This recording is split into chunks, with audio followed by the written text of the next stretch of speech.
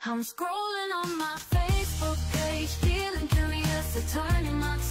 He's got the legal education, baby, yeah. He's the litigation expert. No one like the back of my hand. You got a problem, he's the lawyer on demand. Check his post, they're full of legal advice. Learning about the law, it's like a rolling dice, from contracts to torts. He's got it all covered. Attorney Marks, he's the legal expert, no other. I'm scrolling on my he's going up your feet, learning about the law. That's all we really need. He's got the knowledge, he's got the skills. I'm scrolling on my he's paying all your legal bills.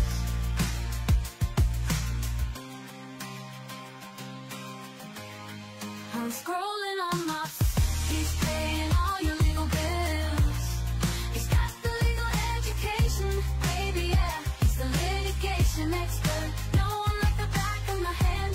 You got a problem, he's the lawyer on demand. Check his post, they're full of legal advice. Learning about the law, it's like a rolling dice, from contracts to torts.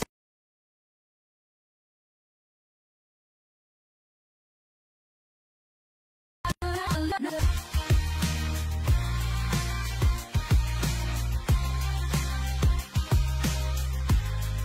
scrolling on my paying all your legal bills.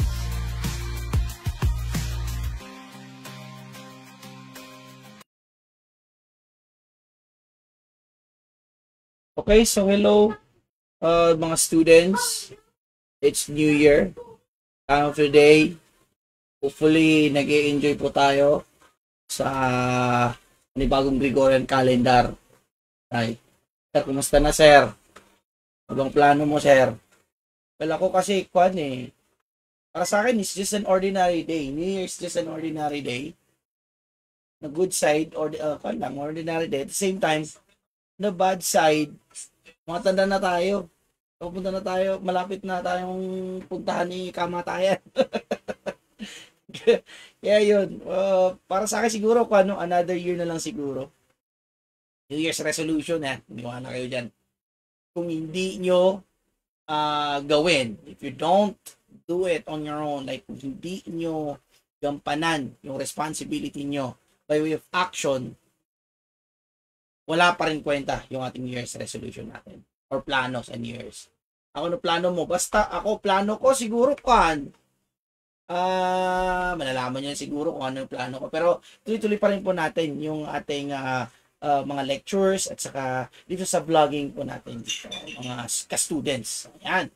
So pag-usapan natin ngayon sa ating 2025, anniversary din natin ngayon sa ating page. So it doesn't matter. Usapan natin is Under the Law episode 73. Still part 1 pa rin po tayo. Ito ang ponente po natin is yours truly, no? Si Associate Justice Honorable Amy Lazaro Javier. Yan po yung ating 2025 Bar Chairwoman. Right? So, ang dami niyang cases. So, sa dami ng kanyang cases, ang dami ding mga topics na pwede natin pag-usapan, which is actually bago din. And these topics might not only help the students, the avid listeners, but also yung mga ating mga bar reviewees. Alright? Good luck sa inyo sa ating 2025 bar examination. Alright? So, parang hindi maganda ang ating internet. Anyway, sana walang problema ito sa internet. Okay, let's go! So, under the law, ano pag-usapan natin? Ito ang question. This is actually the case. Is Antonio Abiang E. Cabonce versus People of the Philippines. This is a 2023 case. Again, ang ating ponente, our Bar 2025 Bar Exam Bar Chairwoman. Yan. Si Associate Justice Amy Lazaro Javier. So, ano ba yung topic dito? Okay. Short facts about this case. So, this was, once upon a time, itong mga authority na to, nakakuha sila dahil doon sa Fire and Explosive Office ng email kung saan na-verify na ang ating si Antonio ay meron siyang baril na hindi daw naka-register po sa kanya. Yun yung una mo na.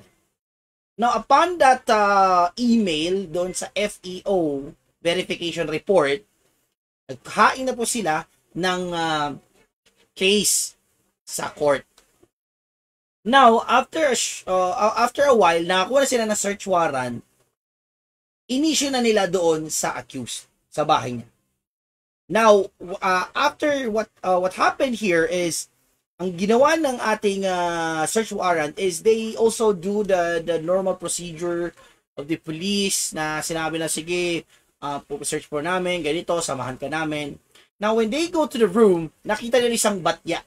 Isang batya. Isipin ko, ano itsura ng batya? Jar ba yun? Or arinola? So, accordingly doon sa search warrant, doon daw sa batya na yon or jar, nandoon daw yung sinasabi nilang baril. Nakatakip daw sa damit. And actually, nung nag-search din ng ating mga kapulisan or police authorities or persons with authority, nandoon yung baril. So, after finding that said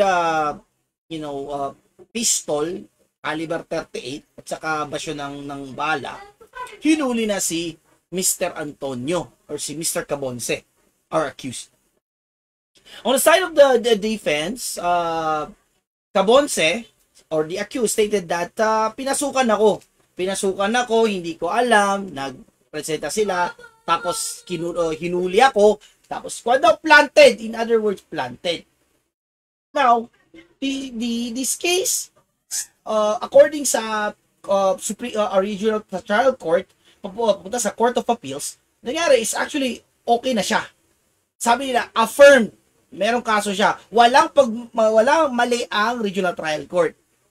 So, it was affirmed by Court of Appeals and now umakit dito sa ating Supreme Court. Ano bang issues dito, no? Ano bang issues? Sabi ng Supreme Court, ano ba nangyari doon sa RTC? Sabi ng RTC, sir, nagbigay po ako, meron ako probable cause. Right?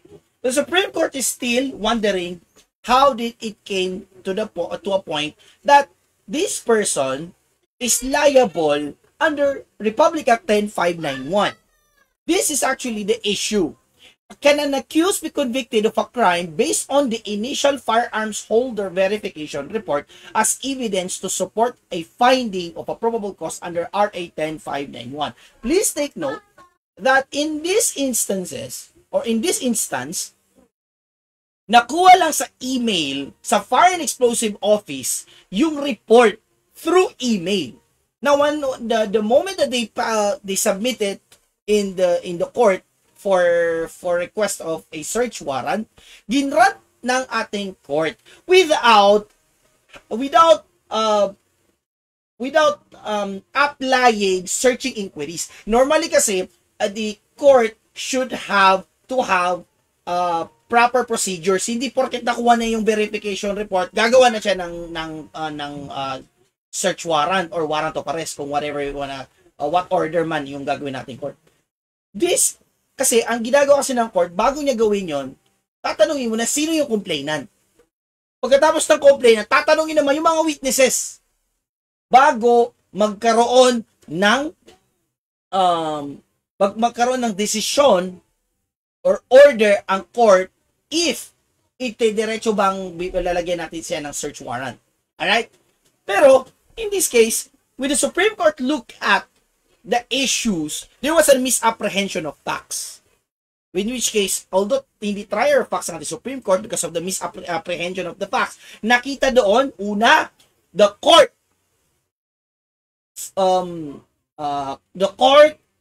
invalidly provided a search warrant without any additional evidences, burden of proof, or searching inquiries in order to establish a probable cause.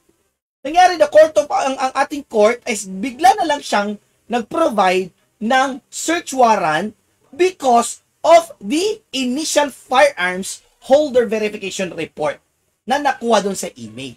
Sabi ng Supreme Court dito, no? Una muna is kailangan na i-remind ang constitutional rights ng mga tao insofar as search warrant or unreasonable search and seizures is concerned. Because under Article 3 of the 1987 Constitution, which is the Bill of Rights, the Section 2 provides that the right of the people to be secure in their persons, houses, papers, and effects against unreasonable searches and seizures of whatever nature and for any purpose shall be inviolable, and no search warrant or warrant of arrest shall issue except upon probable cause to be determined personally by the judge after examination under oath or affirmation of the complainant and the witnesses he or she may produce, and particularly describing the place to be searched and the persons or things to be seized. Kung una tingnan muna natin, wala problema sa mga yung describing the place and to be searched, anong persons to be seized, saan lugar doon pwede kunin. Ang question right now is, sino yung complainant? Kung meron mang complainant, na-verify ba? Na-verify ba? Na-scrutinize na ba? Na-tanong ba ni judge yung itong mga complainant and their witnesses bago siya makapag-come up ng search warrant? Please take note that kung hindi niya gawin yon, mababiolate ng court ang Section 2 ng Article 3, which in line with the rights against unreasonable searches and seizures. Yun yung una natin tatandaan. Ikalawa, in order to solidify the Section 2 of the Article 3 of the Bill of Rights insofar as the unreasonable search and seizure is concerned, we have here the People versus Mamino, a 2022 case. Sabi dito, as a rule, therefore the state may only conduct searches and seizures pursuant to a valid warrant which requires that. So these are the 4 steps before valid search warrant is being issued. First, it must be issued based on a finding of a probable cause. 2, probable cause must be determined personally by the judge. The judge must examine under oath or affirmation the complainant and the witnesses he or she may produce. And 4, the warrant must particularly describe the place to be searched and the persons or things to be seized. Kung titingnan po natin ang issues today, ang nangyari dito is there should be meron talaga tayo ditong participation ng judge na pag magbe-base pa rin siya doon sa complainant at saka yung mga witnesses na ma-provide. Very, very essential to, and it's very critical na ang judge or ang court ay magpo-provide ng search warrant without following this procedure, kasi ang mataas kasi yung violation, mataas kasi yung protection ng Constitution sa mga tao insofar as unreasonable searches and seizures is concerned. Now, Article 3, para din malaman po natin kung ano pa yung ano bang mangyayari kung merong unreasonable searches and seizures.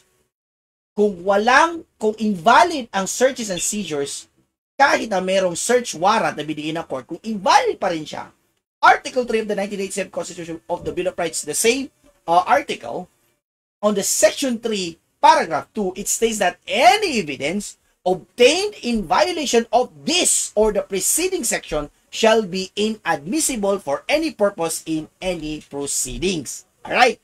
Ibig sabihin, kung ano man ang na-search man doon, ay inadmissible. Sabi ng court dito, the court's ruling here, the petitioner argues that the search warrant is invalid since its issuance was tainted with irregularities. He claims that there was no record or stenographic notes of the proceedings in which Judge Viterbo allegedly propounded the required searching questions and answers.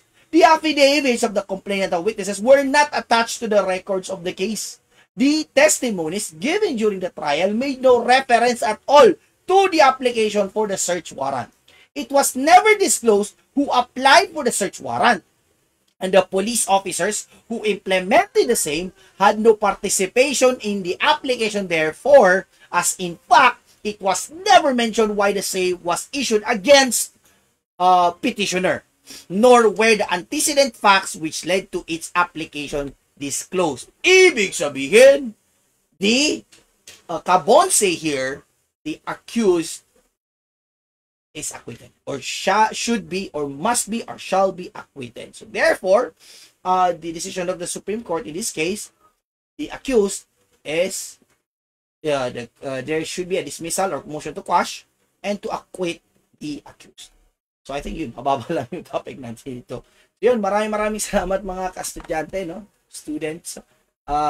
Tune in for more Under the Law. Basta hanggat sa hindi pa ako mabisi, ito po ang inyong Kuya sa Batas. Nagsasabi po, or inyong, Kuya sa Batas po nagsasabi sa inyo na read, and pray para hindi po kayo mahuli sa ural-ural. Thank you so much and see you next time. Bye! I'm scrolling on my Facebook page, feeling curious, the turning months. He's got the legal education, baby, yeah. He's the litigation expert. No one like the back of my hand. You got a problem, he's the lawyer on demand. Check his post, they're full of legal advice. Learning about the law, it's like a roll.